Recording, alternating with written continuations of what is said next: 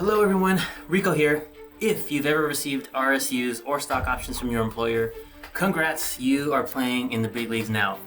But let's be honest, managing these things can feel like learning a new language. Taxes, exercising options, cash, limit, market, sell to cover, it all can be a mystery. But what does it all mean? Today, I'm breaking it down so you can handle your RSUs like a pro, minimize your tax implications, and keep more of what you've earned.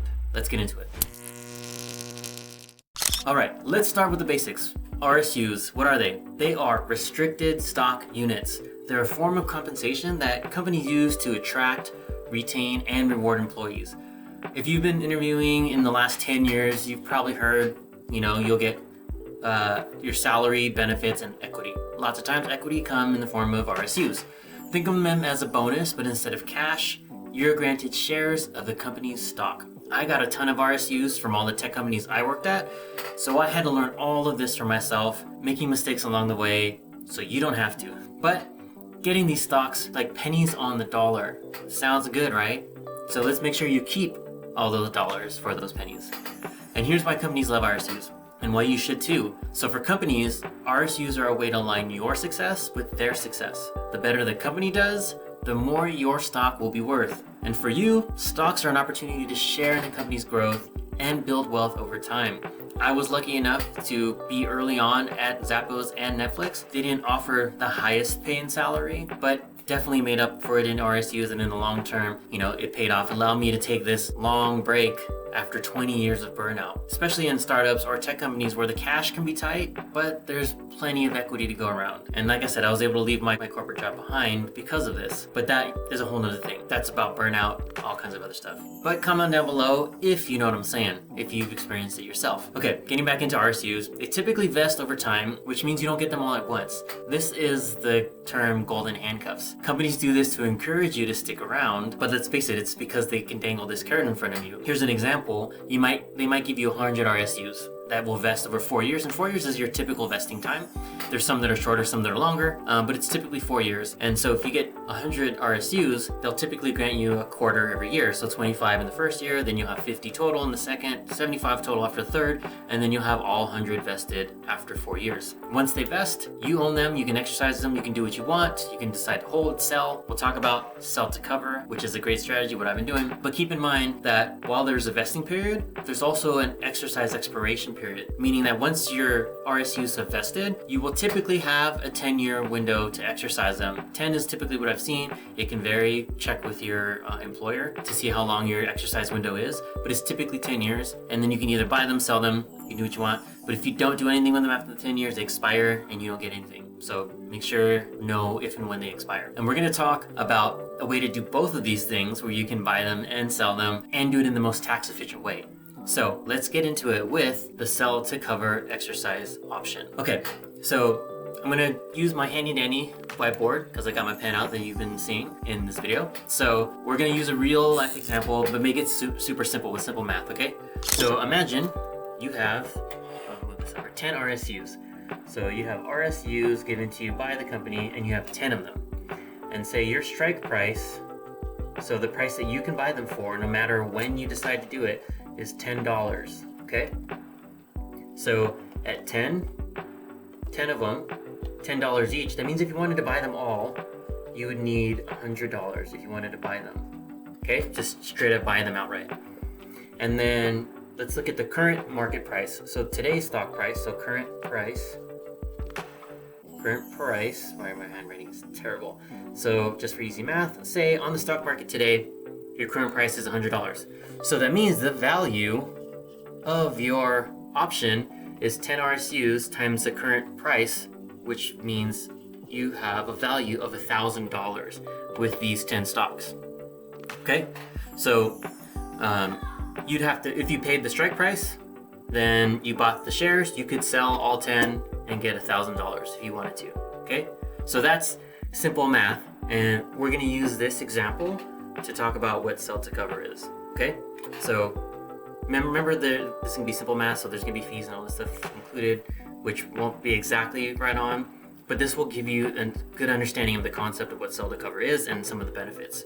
Okay, so the definition of what sell to cover is, it's when you sell enough shares to cover the cost of exercising your options. Okay, so let's walk through this.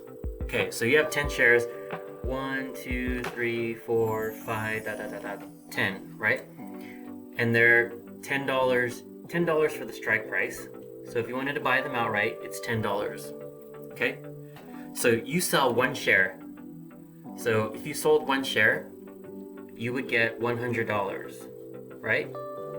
Because the current market price is $100, but you'd have to pay $10 for that one stock, right? But you can actually take that out of this profit, okay? So if you take that out of this profit, the 10, that means you have $90 left, right? Which you can then use to buy the rest of these. And now, so you had one share that you exercised, you got $100 for. It covered that, but you're also using the rest of the profit to cover the rest of these stocks. Now you own 9 shares, these 9 shares, free and clear. So you can do whatever you want with them. You can keep them forever, because now they're not beholden to the exercise. You've exercised them. So you can hold them forever. You can sell them right away if you want, but we'll talk about what the implications are of that, or you can hold on to them. And as a reminder, keep in mind, this is simple math. There will be small fees depending on the brokerage that holds your RSUs, and so things like that will impact the exact numbers, but this will give you a general idea of what happens. So in this scenario, you sell to cover, you sold one out of your 10 for 100, but you keep 9 shares to bank. Now, I'll tell you more about why I do this and how I have a ton of shares that I'm just sitting on as the stock market's been doing well. Okay, so now let's talk about some of the tax implications this may have on your RSUs, because there are a thing called capital gains, which for investors, you can pay short-term or long-term. So let's talk about this. This is why this strategy is important. So let's break it down. The share you sold to cover the cost, so that one share that you sold for that $100 to cover the cost, that is short-term. Okay, so that's short-term capital gains. Okay, and that's going to be taxed as ordinary income because it's just taxed like your regular active income, because you took those profits right away. Okay, so if you take profits right away for something you haven't held that long, meaning under a year, then it falls under short-term capital gains. The 9 that you keep, if you kept them for 1 year before selling them, now they fall into long-term capital gains. And that is way more beneficial for tax, because for short-term capital gains, this is like ordinary income, so you can be taxed up to 37%. Depending on your tax bracket, you can be taxed up to 37%. That's a ton. So like if you're that $100, you're going to be taxed at short-term capital gains. That's like your normal income. So if you are in the highest tax bracket, that means that $100, you are going to pay $37 in tax on that $100. As opposed to, so if you keep the stocks for over a year, so you're looking at long-term capital gains, So long-term capital gains, depending on your tax bracket, you can pay anywhere between 0, 15%, and at the most 20%. So that same $100, if you were to keep your stock for a year and say the stock market didn't change, which is highly unlikely, most likely that the stock price will go up. So that means after that same stock, if you sold it a year later, you're only paying at most $20 in taxes, or $15, or in some cases, 0. So if you own a lot of businesses like me, my long-term capital gains fall into 15 to 0% because I have a lot of deductions. So this is where it can be really, really advantageous. Okay, so here is where this sell to cover strategy comes in. So to minimize tax and avoid accidentally bumping into a higher income tax bracket, consider some of these tips. So one, spread out your sell to cover transactions over time. So don't exercise all of your RSUs in 1 year if you can avoid it. Netflix granted stocks monthly, so I'm using that same sell to cover strategy monthly.